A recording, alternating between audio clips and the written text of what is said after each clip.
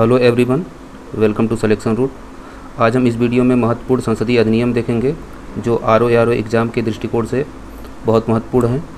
ये अधिनियम किसी न किसी एग्ज़ाम में पूछे गए हैं और उम्मीद है कि आगे भी पूछे जाएंगे।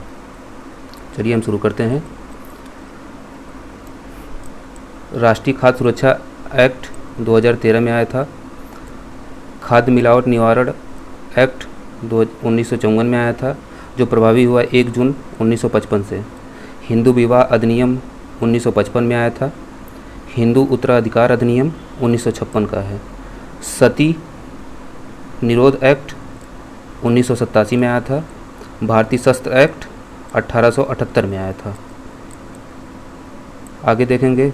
शाही पद एक्ट आया था 1876 में। भारतीय उच्च न्यायालय एक्ट आया था 1861 में। भारतीय विवाह विच्छेद एक्ट आया था 1869 में। उपभोक्ता संरक्षण एक्ट आया था 1986 में। क्रिमिनल ट्राइब्स एक्ट आया था 1871 में। अनुसूचित जनजाति और अन्य पारंपरिक वन निवासी अधिनियम, जो इन्हें वन अधिकारों की मान्यता देता है, ये आया था 2006 में। राष्ट्रीय हरित न्यायाधिकरण एक्ट 2010 में आया था।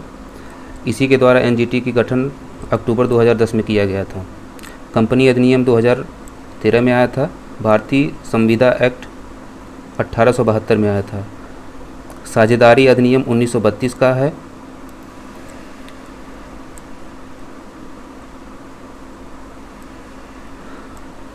वस्तु विक्रय अधिनियम 1930 में आया था। राजद्रोही सभाओं को रोकने का एक्ट 1907 में आया था। विस्फोटक पदार्थ अधिनियम आया था 1908 में। भारतीय फौजदारी कानून संशोधन एक्ट आया था 1908 में। समाचार पत्र अधिनियम आया था 1908 में। ये अपराधों के प्रोत्साहन को रोकने के लिए आया था। आगे हम देखते हैं कि 2019 में एक मजदूरी संहिता आई, जिसमें 4 अधिनियमों को शामिल किया गया। पहला अधिनियम है न्यूनतम मजदूरी एक्ट 1948 का है। दूसरा है मजदूरी संदाय एक्ट 1936 का। तीसरा है बोनस संदाय एक्ट 1965 का है। और चौथा है समान पारिश्रमिक एक्ट 1976 का है। इन चारों अधिनियमों को मजदूरी संहिता 2019 में शामिल कर दिया गया है। आपदा प्रबंधन एक्ट 2005 का है, जिसको राज्यसभा द्वारा 28 नवंबर 2005 को पारित किया गया। लोकसभा द्वारा 12 दिसंबर 2005 को पारित किया गया और राष्ट्रपति की स्वीकृति 23 दिसंबर 2005 को मिली। राष्ट्रीय आपदा प्रबंधन प्राधिकरण का प्रधान अध्यक्ष प्रधानमंत्री होते हैं। सूचना का अधिकार अधिनियम 2005 में आया था।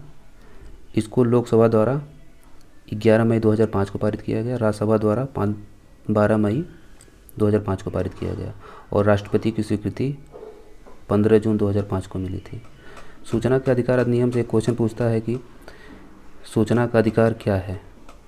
तो सूचना का अधिकार एक विधिक अधिकार भी है और एक मूल अधिकार भी है।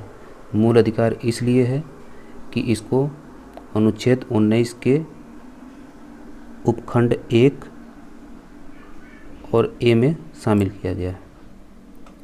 अगर ऑप्शन में दोनों आते हैं तो दोनों सही होंगे, और अगर इनमें से कोई एक आता है तो एक विधिक अधिकार ही सही होगा। सूचना के अधिकार अधिनियम में 2019 में एक संशोधन कर दिया गया। इस संशोधन के तहत मुख्य और अन्य सूचना आयुक्तों का कार्यकाल केंद्र द्वारा 3 वर्ष या 65 वर्ष, जो भी पहले हो, की आयु तक निर्धारित कर दिया गया। इस संशोधन के पहले इनका कार्यकाल 5 या 65 वर्ष हुआ करता था। आज हम इस वीडियो में महत्वपूर्ण अधिनियमों को देखे हैं।